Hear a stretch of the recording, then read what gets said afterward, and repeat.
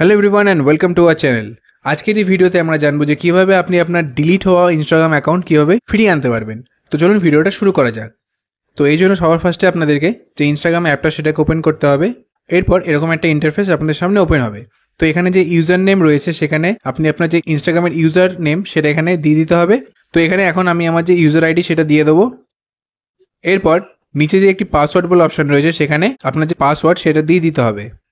User ID আর password দেওয়ার পর যে নিচে একটি লগ ইন বলে অপশন রয়েছে তার উপর ক্লিক করতে হবে।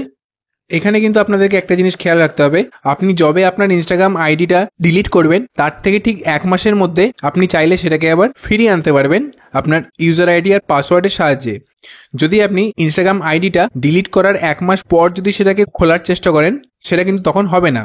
যেমনটা আপনি এখানে দেখতে পাচ্ছেন, আমি যেমন আগের ভিডিওটাতে দেখালাম যে কিভাবে ইনস্টাগ্রাম অ্যাকাউন্টটা ডিলিট করতে হয়। তো দেখুন সেই ডেট থেকে 1 মাস পর অর্থাৎ 18ই মে 2025 অবধি আমার সময় রয়েছে। আমি চাইলে এই সময়ের মধ্যে আমার যে অ্যাকাউন্টটা সেটাকে আবার ফিরিয়ে আনতে পারবো।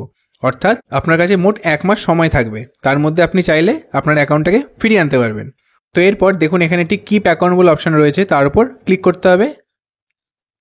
তো এখানে দেখতে পেলেন আমার যে ইনস্টাগ্রাম অ্যাকাউন্টটা সেটা আবার রিওপেন হয়ে গেছে। তো এইভাবে কিন্তু আপনি চাইলে আপনার যে ইনস্টাগ্রাম অ্যাকাউন্টটা সেটাকে আবার ফিরিয়ে আনতে পারবেন খুব সহজেই।